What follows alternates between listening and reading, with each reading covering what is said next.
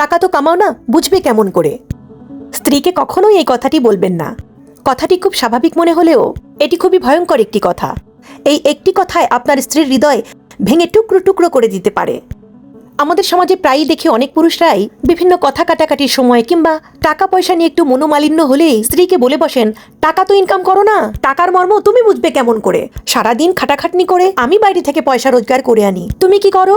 সাধারণত দেখা যায় আমাদের দেশের বেশিরভাগ মহিলারাই বাইরে গিয়ে হয়তো সরাসরি অর্থ উপার্জন করেন না। তাই যারা গৃহিণী তাদের কাজকে অনেক সময় সঠিক মূল্যায়ন করা হয় না। কিন্তু ভেবে দেখুন তো, যিনি গৃহিণী উনি সকাল থেকে শুরু করে রাত পর্যন্ত যে কাজগুলো করেন সেগুলোকে আপনি কোনো অর্থমূল্য দিয়ে বিচার করতে পারবেন? সকাল থেকে শুরু করে সবার নাস্তা বানানো, দুপুরের খাবার, রাতের খাবার, ঘর গুছিয়ে রাখা, ঘর মোছা, সন্তানদের দেখাশোনা করা, বড়দের দেখাশোনা করা, সব মিলিয়ে একটি ইট পাথরের ঘরকে সংসার বানিয়ে তোলেন একজন স্ত্রী। আর সেই স্ত্রীকে যদি আপনি বলেন টাকা তো কামাও না, কি করো সারাদিন, বুঝবে কেমন করে?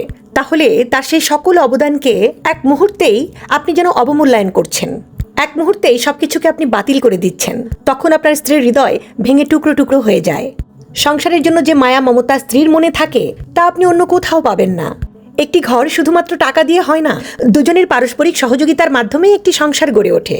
আপনি যদি মনে করেন আপনার উপার্জন করা অর্থ দিয়েই ঘর গড়ে উঠেছে, সংসার চলছে, তাহলে সেটি আপনার ভুল ধারণা। বরঞ্চ আপনার স্ত্রী আপনার সংসারটাকে সুন্দর করে গুছিয়ে রেখেছেন বিধায় আপনি অফিস থেকে ঘরে ফিরে সুন্দর একটি বিছানা পান, পরিষ্কার বালিশ পান, হাতের কাছে এক গ্লাস ঠান্ডা পানি পান। আপনার স্ত্রী না থাকলে আপনার কাছে অনেক টাকা থাকলেও মায়া মমতা ভরে কেউ আপনার সামনে এক প্লেট খাবারও এনে দিত না। হয়তো আপনি টাকা দিয়ে অনেক চাকর বাকর রাখতেই পারতেন, কিন্তু স্ত্রীর ভালোবাসা কখনোই পেতেন না। তাছাড়া বাংলাদেশের যে পুরুষরা তার স্ত্রী গৃহিণী হওয়ার কারণে তাকে ছোট করে কথা বলেন কিংবা টাকার খোঁটা দিয়ে থাকেন, তিনি যদি স্ত্রী যে কাজগুলো করছেন সেই কাজগুলোর জন্য তাকে অর্থমূল্য দেওয়া শুরু করেন, তাহলে হয়তো সে অর্থ তিনি পরিশোধ করতে পারবেন না। দেখুন, স্বামী স্ত্রী হলো একে অপরের পরিপূরক। দুজনের পারস্পরিক সহযোগিতার মাধ্যমেই কিন্তু সংসার গড়ে ওঠে। এটা কিন্তু কোনো প্রতিযোগিতা নয়। আপনি আপনার স্ত্রীকে টাকা দিয়ে তার উপর কোনো দয়া করছেন না। একইভাবে আপনার স্ত্রীও সংসার গুছিয়ে রেখে আপনার উপর কোনো দয়া করছে না। বরং স্বামী স্ত্রীর জীবন হলো একটি সম্মিলিত জীবন, একটি সুন্দর পরিবার। আর সুন্দর পরিবার গড়ে তোলার জন্য দুজনেরই সমান পরিমাণ ইফোর্ট দরকার হয়। তবুও আপনি যদি কখনো 60% দিতে পারেন, আপনার স্ত্রী হয়তো 40% দিচ্ছে। আবার কখনো কখনো আপনার স্ত্রী 70% দিচ্ছেন, আপনি 30% দিচ্ছেন। এভাবেই কিন্তু সংসার গড়ে ওঠে। এখানে প্রতিযোগিতার কিছু নেই। আপনি যদি আপনার স্ত্রীকে ছোট করে দেন, তাহলে আপনার সংসারটাও ছোট হয়ে যায়। আপনার এই ধরনের কথার মাধ্যমে আপনার স্ত্রী মনে করে আপনার কাছে তার কোনো মূল্যই নেই।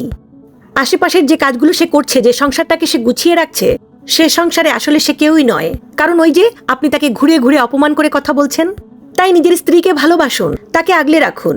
দেখবেন আপনার স্ত্রীও আপনার সংসারটাকে আগলে রাখছে।